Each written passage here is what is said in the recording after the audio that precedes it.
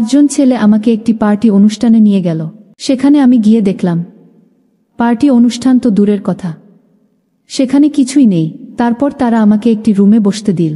কিছুক্ষণ পর তারা আমার সাথে এমন কিছু করল যা শুনলে বন্ধুরা তোমাদের মাথা গরম হয়ে যাবে। বন্ধুরা, গল্পটি অনেক অনেক ইন্টারেস্টিং। আশা করি গল্পটি শুনে তোমরা অনেক মজা পাবে।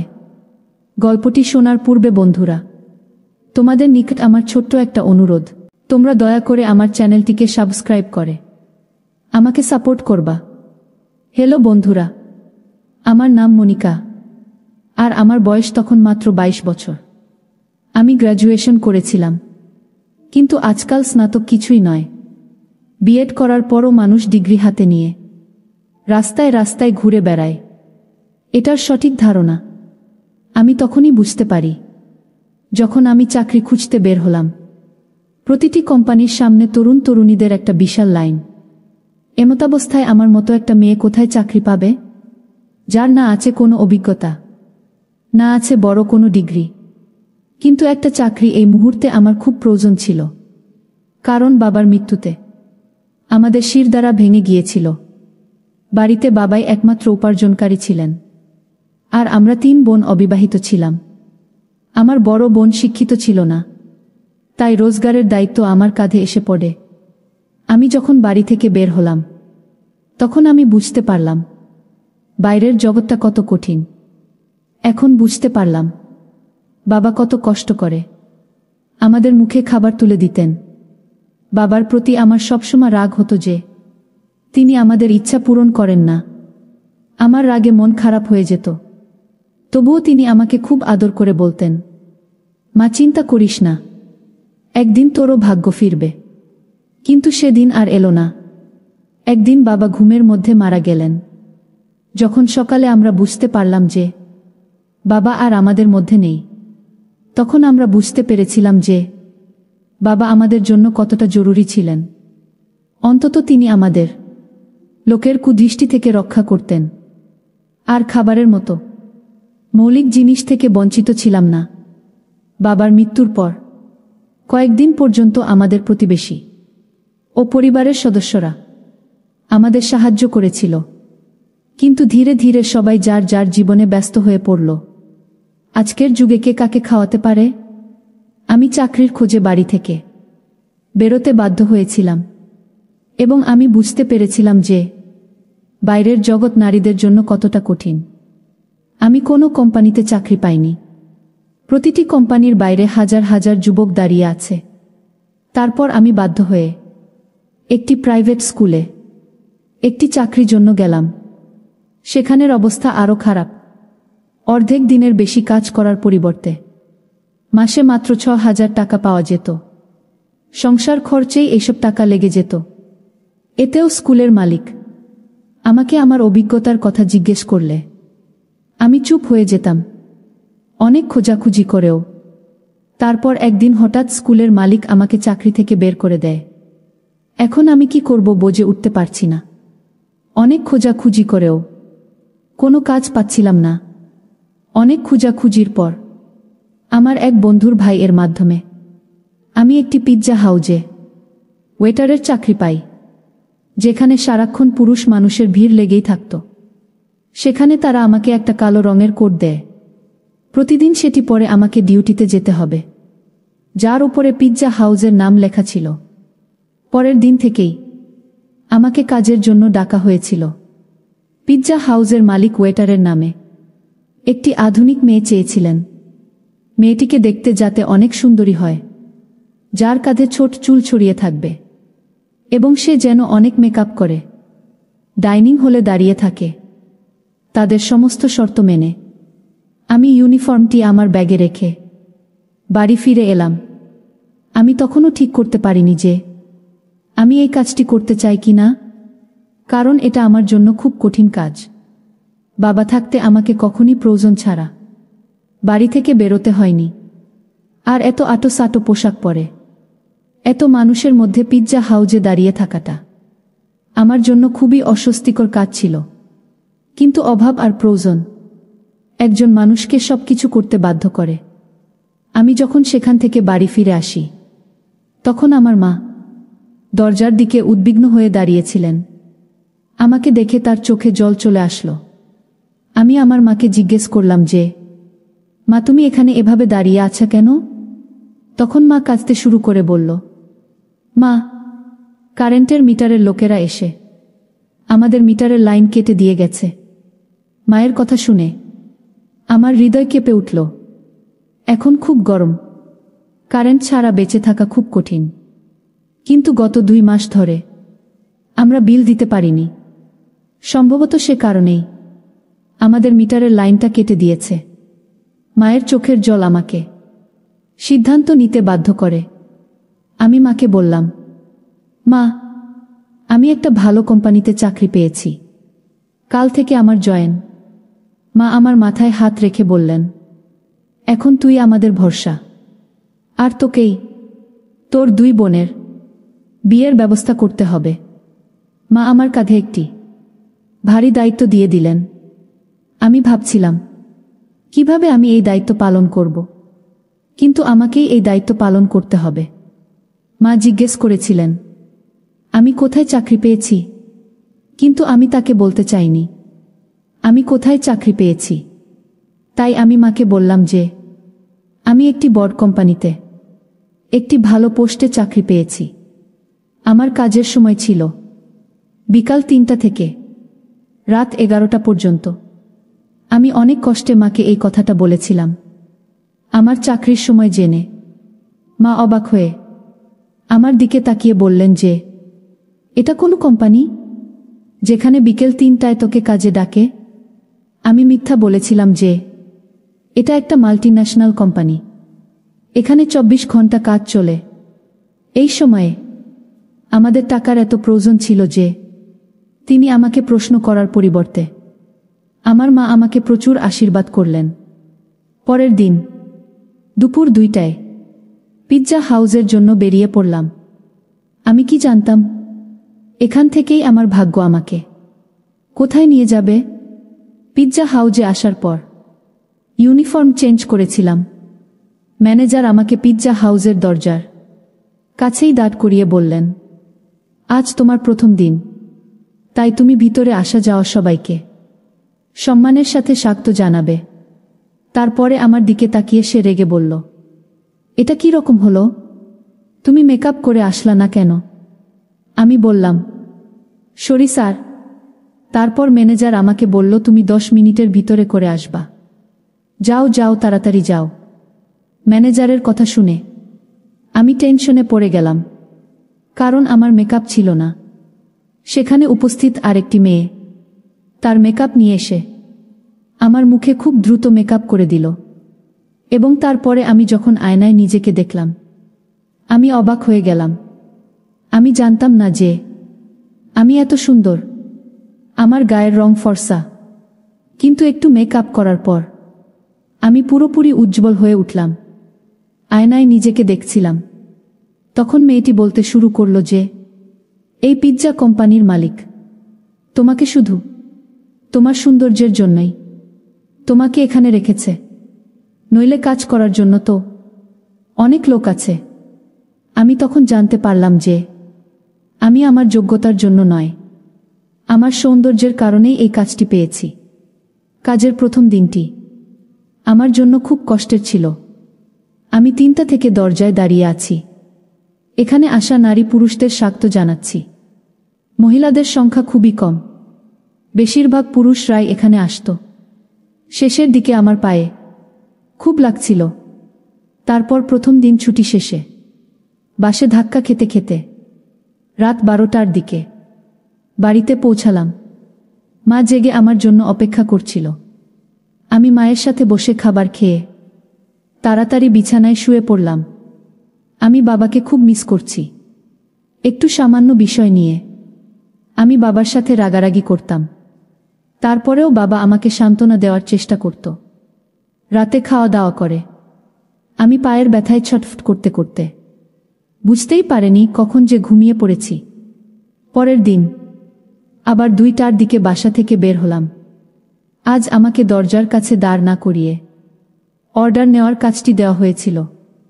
এই কাজটা আমার কাছে প্রথমে কিছুটা সহজ মনে হয়েছিল, কিন্তু কিছু সময় পর বুঝেছিলাম এই কাজটা মোটেও সহজ নয়।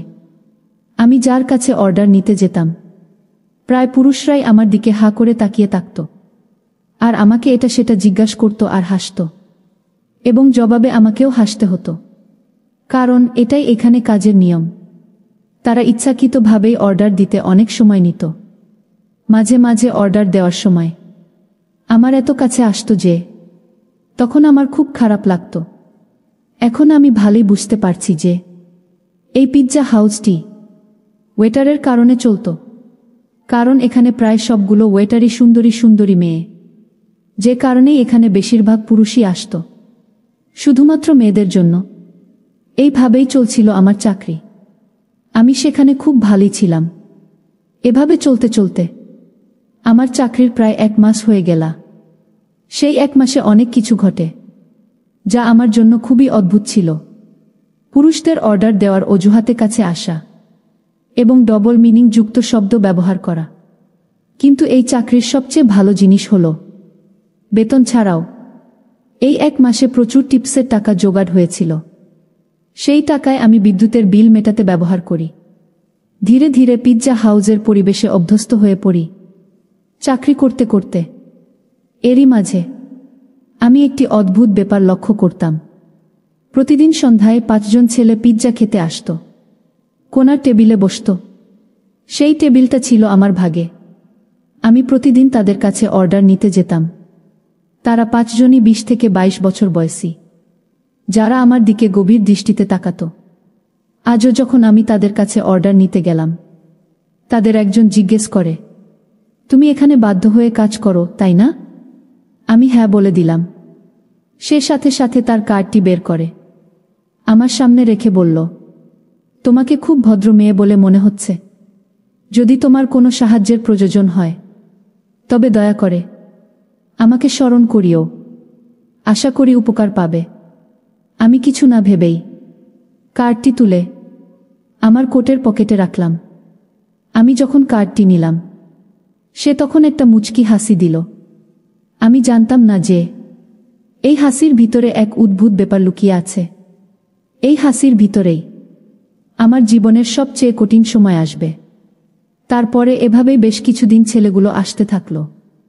প্রতিদিন আমি তাদের অর্ডার নিতে যেতাম। তাদের একজন আমাকে মাঝে মাঝে বলতো, তুমি কত সুন্দর, সত্যিই তুমি একটি ভালো মেয়ে। একটু একটু করে কথা বলতে বলতে তাদের সাথে আমাদের বন্ধুত্বপূর্ণ সম্পর্ক হয়ে গেল। এইভাবে দেখতে দেখতে 2য় মাসও পার হয়ে গেল। একদিন চাকুরি থেকে বাড়ি ফেরার পর মা আমাকে বলল যে, মা মনিকা, তোর বড় দিদির একটা ভালো সম্বন্ধ এসেছে। তোর বড় দিদিকে দেখে অনেক পছন্দ করেছে, আর তারা তাড়াতাড়ি বিয়ের কাজটা সেরে ফেলতে চাচ্ছে। মায়ের কথা শুনে আমি টেনশনে পড়ে গেলাম, কারণ সবেমাত্র আমি বাড়ির খরচ বহন করেছি। বিয়ের দায়িত্বের কথা ভাবতেও পারিনি। মা বলতে শুরু করেন, মা মনিকা, তোর কোম্পানি থেকে লোন নে। অনেক বড় কোম্পানি, লাখ টাকা লোন পেলেও তোর দিদির বিয়ে ভালোভাবে হয়ে যাবে। আমার বড় দিদি 26 বছর বয়সী, এবং মা তাকে নিয়ে খুব টেনশনে ছিলেন। এখন আমি কিভাবে মাকে বলবো যে আমি পিৎজা হাউজে ছোট একটা চাকরি করি? আমি কিভাবে লাখ টাকা জোগাড় করব? তাই আমি মায়ের কথার কোনো রিপ্লাই দেইনি। কিন্তু মায়ের চোখে আমার প্রতি আশার আলো স্পষ্ট দেখতে পাচ্ছিলাম। আমার মা নিশ্চিত ছিলেন যে আমি কোম্পানি থেকে লোন পাব। আর আমি ভাবছিলাম আমার মিথ্যা আমাকে কিভাবে ফাঁসিয়ে দিয়েছে। পরের দিন আমি কাজের সময় সারাক্ষণ টেনশনে ছিলাম। যেটি আমার সাথে কাজ করা মেয়েটি লক্ষ্য করেছিল। সে আমাকে বলল, মনিকা, তোমার খুব মন খারাপ মনে হচ্ছে। তারপর আমি তাকে বলে দিলাম, হোরে দীপা, আমার খুব মন খারাপ, কারণ মা বলেছে আমার বড় দিদির বিয়ে দিতে হবে, আর এর সমস্ত দায়ভার আমার উপর। কারণ আমার তো বাবা নাই, কোনো ভাইও নেই, কিন্তু আমার কাছে এত টাকা নেই। আমার কথা শুনে সে বলল, তাহলে এত খরচ করার কি দরকার? কোনো রকমভাবে বিয়ে দিয়ে দাও। ওর কথা শুনে আমি চিন্তায় পড়ে গেলাম। ও ঠিকই তো বলছে, এত বড় করার কি দরকার। বাড়িতে এসে মাকে পরামর্শ দিলাম, দিদিকে সাধারণভাবে বিয়ে দিয়ে দাও। কিন্তু আমার কথা শুনে মা বলতে শুরু করলেন যে আমাদের অবস্থার কথা সবাই জানে না। ছেলের পরিবার আগে থেকেই যৌতুকের একটা লম্বা লিস্ট ধরিয়ে দিয়েছে, আর এখন যদি তোর দিদিকে খালি হাতে বিদায় দেই, তাহলে ওর শ্বশুর বাড়ির লোকেরা সারা জীবন ওকে কথা শোনাতে থাকবে। মায়ের কথা শুনে আমি রেগে গিয়ে বললাম, দিদির এমন জায়গায় বিয়ে দেওয়ার কি দরকার। আমার কথা শুনে মা রেগে গিয়ে বললেন, অনেক কষ্টে একটা ভালো সম্বন্ধ এসেছে, তাতেও তুই দোষ খুঁজছিস। আজ যদি তোর বাবা বেঁচে থাকতা, তাহলে এসব নিয়ে আমাকে ভাবতে হতো না। যে কোনো উপায়ে তিনি মেয়ের বিয়ের টাকা জোগাড় করতেন। মায়ের চোখে জল দেখে মনে খুব কষ্ট পেলাম। তিনি তো ঠিকই বলেছেন, বাবা বেঁচে থাকলে কোনো না কোনোভাবে টাকা জোগাড় করতেন। আমি মাকে ধরে কথা দিলাম যে আমি তাড়াতাড়ি টাকার ব্যবস্থা করে দেব। আমি নিজেও জানতাম না এত টাকা কোথায় পাবো আমি। বাবার ছায়া সত্যি সন্তানের জন্য বড় আশীর্বাদ। তারা নিজের জীবনের ঝুঁকি নিয়েও সন্তানকে জীবনের সব সুখ দেয়। আমার পক্ষে বাবার জায়গা নেওয়া খুব কঠিন ছিল। এভাবে টেনশনে এই দিনগুলো কেটে যাচ্ছিল। পিৎজা হাউসের ম্যানেজারের সাথে টাকার কথা বলেছিলাম, কিন্তু আমার কথা শুনে তিনি এমনভাবে আমার দিকে তাকালেন যে আমি নিজেই খুব হতবাক হলাম। কোথায় পাবো আমি এত টাকা, বুঝে উঠতে পারছিলাম না। আর এদিকে প্রতিদিন ওই 5 জন ছেলে একসাথে আমাদের পিৎজা হাউজে পিৎজা খেতে আসত। একদিন পিৎজা খেতে এসে দেখল যে আমার মন খুব খারাপ।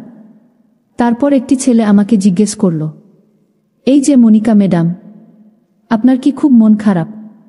আমি বললাম, জি ভাইয়া, আমার মন খুব খারাপ। তখন একটি ছেলে আমাকে জিজ্ঞেস করল, ম্যাডাম কেন আপনার মন খারাপ একটু জানতে পারি? তখন আমি আমার বোনের বিয়ের এত টাকা লাগবে, মানে আমি আমার সমস্ত বিষয় তার কাছে বিস্তারিত বললাম। তারপর ওই 5 জন ছেলের মধ্যে একটি ছেলে আমাকে বলল, আমি তোমার সমস্যাটা বুঝতে পেরেছি, কিন্তু এখানে টাকা পয়সার ব্যাপার তো। আচ্ছা যাই হোক, তুমি কোনো চিন্তা করো না, একটা না একটা ব্যবস্থা হয়ে যাবে। কিছুক্ষণ পর ওই 5 জন ছেলের মধ্য থেকে আরেকটি ছেলে আমাকে বলল, মনিকা তুমি যদি কিছু না মনে করো, তাহলে তোমাকে আমি একটি কথা বলতে চাই। তোমার তো ইমিডিয়েটলি 1 লক্ষ টাকা প্রয়োজন, তাই না? তো আমি তোমার জন্য একটা বিষয় চিন্তা করেছি। তুমি যদি একটি কাজ করো তাহলে একদিনেই তুমি 1 লক্ষ টাকা পাবে। আমি বললাম, কি কাজ ভাই? তখন ওই ছেলেটি বলল, তোমাকে বেশি কিছু করতে হবে না। তুমি একদিন আমরা 5 জনের সাথে একটি পার্টি অনুষ্ঠানে নাচ গান করবে। জাস্ট এইটুকু করলেই তোমাকে আমরা 1 লক্ষ টাকা দিয়ে দিব। আমি মনে মনে ভাবলাম, তাদের প্রস্তাবটা খারাপ না। একদিন না হয় তাদের সাথে আমি একটু নাচ গান করলাম পার্টি অনুষ্ঠানে, বিনিময়ে তো আমি 1 লক্ষ টাকা পাব। আর এতে আমার বোনের বিবাহটা খুব সুন্দর করে হয়ে যাবে, মায়ের দুঃখ বুঝতে পারব।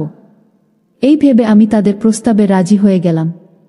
পরের দিন ওই 5 জন ছেলের ঠিকানা অনুযায়ী পার্টি অনুষ্ঠানে চলে গেলাম।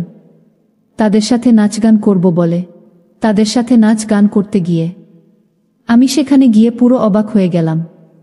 আমি সেখানে নাচ গানের কোনো আয়োজনই দেখতে পেলাম না। সেখানে যাওয়ার পর 5 জন ছেলে আমাকে স্বাগত জানিয়ে একটি রুমে তারা আমাকে প্রবেশ করালো। তাদের মধ্যে থেকে একটি ছেলে আমাকে বলল, মনিকা তোমার তো 1 লক্ষ টাকা প্রয়োজন, তাই না? তো আজকে তোমাকে এখানে আনার মূল উদ্দেশ্য হচ্ছে, তুমি যদি আমাদেরকে একটু খুশি করো, তাহলে তোমাকে আজকে আমরা 1 লক্ষ টাকা দিয়ে দিব। ছেলেগুলোর কথা শুনে আমার মাথায় আসমান ভেঙে পড়ল। আমি তখন কি করব বুঝতে পারছিলাম না। পরিস্থিতি এমন পর্যায়ে গিয়েছিল, যদি আমি সেখান থেকে বেঁকে যাই, তাহলে হয়তো ওরা আমার অবস্থা আরও খারাপ করে ফেলবে। বাধ্য হয়ে তাদের কথা শুনতে রাজি হয়ে গেলাম। আর এদিকে আমার 1 লক্ষ টাকারও খুবই প্রয়োজন। ভাবলাম অল্প সময়ই তো, মাত্র কিছু সময় তো আমার ব্যয় হবে, আর এর বিনিময়ে 1 লক্ষ টাকা পাব।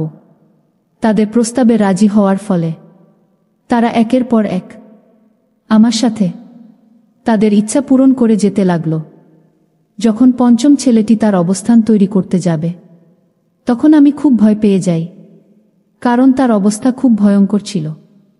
আমি তাকে অনেক কাকুতি মিনতি করেছিলাম, কিন্তু কোনো কাজ হলো না। অবশেষে দীর্ঘক্ষণ আমার এখানে অবস্থান করার ফলে আমি গুরুতর অসুস্থ হয়ে যাই। তারপর তারা আমাকে মেডিকেলে ভর্তি করে। মেডিকেলে ভর্তি অবস্থায় দীর্ঘ 1 মাস পর আমি সুস্থ হয়েছিলাম। আর ওই ছেলেগুলো এর বিনিময়ে আমাকে 1 লক্ষ টাকাও দিয়েছিল এবং সাথে টিপস হিসেবে 50,000 টাকাও বোনাস দিয়েছিল। আমি এই সমস্ত টাকা মায়ের হাতে তুলে দিয়ে মায়ের দুঃখ মুছেছিলাম। আর এদিকে আমার বোনের বিয়েটাও ধুমধাম করে হয়েছিল। আমার বোনের বিয়ের মধ্যে আমার জীবনের চিত্রটা বারবার আমি দেখতে পেয়েছিলাম।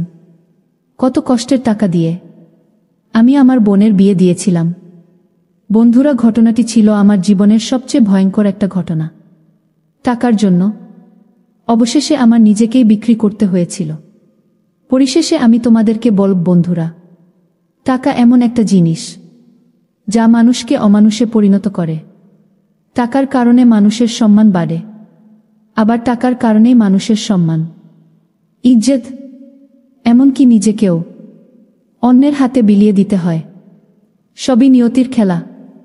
বন্ধুরা, গল্পটি তোমাদের কেমন লাগলো অবশ্যই কমেন্ট করে জানাবে। বন্ধুরা, আজকে এই পর্যন্তই। আবারও আসবো তোমাদের মধ্যে নতুন কোনো গল্প নিয়ে। গল্পটি যদি তোমাদের ভালো লাগে তাহলে একটি লাইক দাও। প্রতিদিন আমি তোমাদেরকে এই রকম ইন্টারেস্টিং একটা করে নতুন গল্প উপহার দিব। তাই তোমাদেরকে অনুরোধ করে বলছি, তোমরা যদি এই রকম ধরনের ইন্টারেস্টিং গল্প পেতে চাও তাহলে দয়া করে আমার চ্যানেলটি সাবস্ক্রাইব করো। অবশেষে তোমাদের সকলের সুস্বাস্থ্য কামনা করি। ভিডিওটি দেখার জন্য তোমাদের সকলকে অসংখ্য ধন্যবাদ।